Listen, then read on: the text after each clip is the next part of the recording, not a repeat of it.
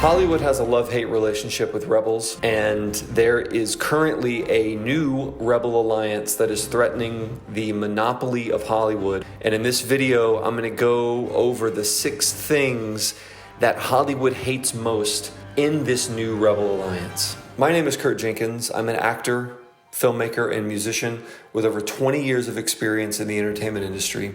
And I just founded an independent film studio in Birmingham, Alabama, with the aim of creating a multi-platform story world to rival the biggest IPs in Hollywood. These rebels that I'm talking about, they mainly are defined by 3 categories, and I'm going to go through these categories now. The categories are business infrastructure, jobs, and ideology.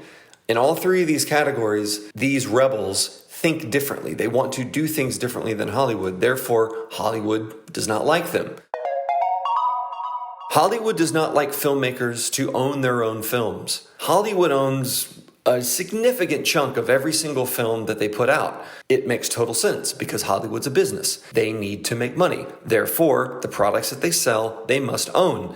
And when filmmakers get into a habit of owning their films over and over again, you start to see that their opinion in the media starts to get a little shaky. George Lucas is a famous example. He is probably the most successful independent filmmaker of all time. He owns all his films, or he did before he sold to Disney.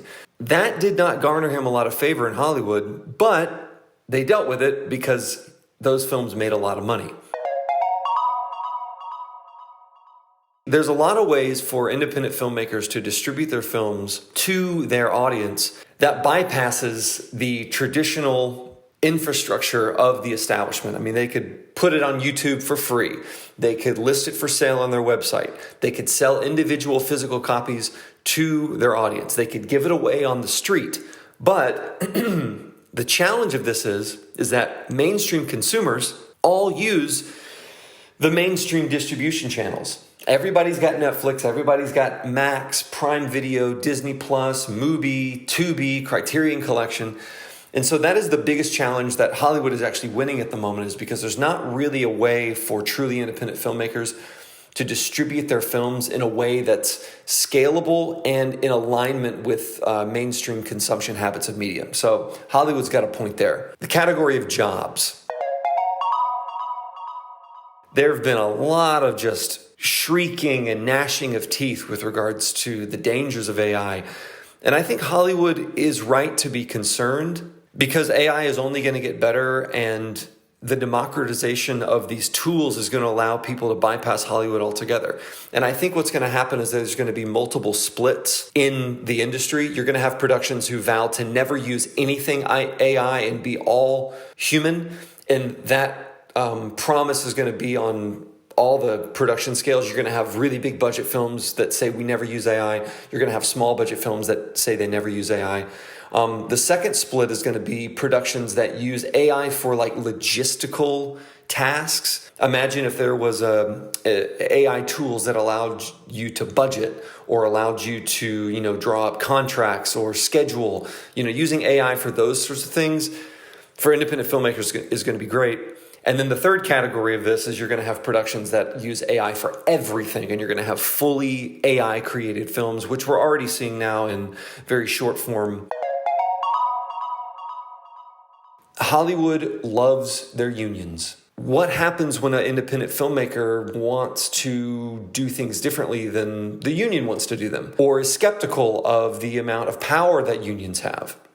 I mean, that's a fair concern.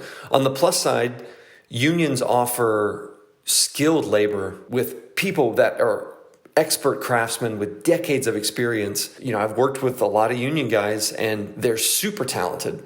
They know what they're doing, and they deserve and want to get rightly paid for that, which is totally fair.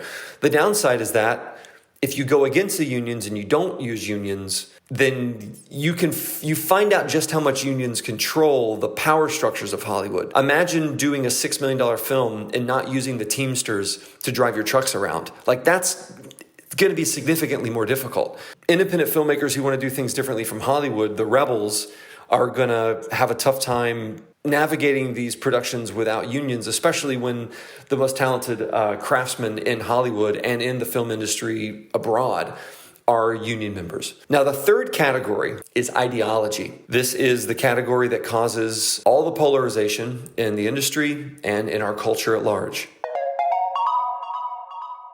If you are Christian, Hollywood is not going to be very kind to you. There's a reason why Hollywood isn't putting up $200 million to make a biblical epic as a tent pole. But I think Hollywood is missing a lot of money considering that 68% of Americans identify as Christian, and there are little to no faith-based pictures happening in the epicenter of mainstream Hollywood. All the faith-based productions are on sort of the outer rim. You can speculate as to why that is, but it's true that Christians are not well-liked in Hollywood. So in the last category, and this is the category that Hollywood hates the most. If you're a filmmaker and you have these beliefs, Hollywood absolutely hates you. Check this out if you didn't know. James Woods is an actor. He's very vocal on Twitter, very right-wing, very pro-Trump. However, he knew the guy who had the film rights to American Prometheus. He was the one that sort of connected the guy who had the rights to Christopher Nolan and his team to get the movie Oppenheimer made. Well, James Woods is so polarizing to Hollywood that they asked him to sit out and to disappear during award seasons. And they thought that his presence and him being in the public eye would sabotage their chances of winning major awards. Now, if that doesn't tell you how much Hollywood hates the right, I don't know what does. So what do you do if you're a filmmaker who wants to own your films, who wants to distribute your films direct to the consumer, who loves AI, who's skeptical of union power, who's Christian and right-wing? What do you do? I mean, do you just give up? No, you don't give up. Well, you either have two choices, okay? You can either play the game, play the Hollywood game, hide all your views, pretend to be a completely different person, hope that no one finds out, to essentially live your life as a perpetual spy, then go for it. The other option is to go out on your own, make your own films, form your own production company, make the films that you want to make, because Hollywood's never going to greenlight your film anyway. So just make the film that you want to make. Second, what you can do is you can find your local film community in your town. If you don't live in Hollywood, does your local city have a film festival? Does it even have a Facebook group? Meet them, get to know them, because if you're going to make your films, you're going to need a crew. And you're going to need people that are local to help you. And the third thing that you have to do if you're an independent filmmaker that is never going to be accepted by Hollywood, you have to make a personal brand. You don't have Hollywood spending tens, hundreds of millions of dollars marketing your film and marketing your personal brand for you. So you have to build a brand online. That's why I'm making this video. I want to use my personal brand over the coming years to leverage and get the films made that I want to get made independently from the Hollywood system. We are the new rebels. And what happens when Hollywood sees a group of truly independent filmmakers from all over the country that are making better films with less people for less money that generate larger profit margins than the films that they're making? I'm really interested to see what they do when that happens, not if, when that happens. So take care and see you next time.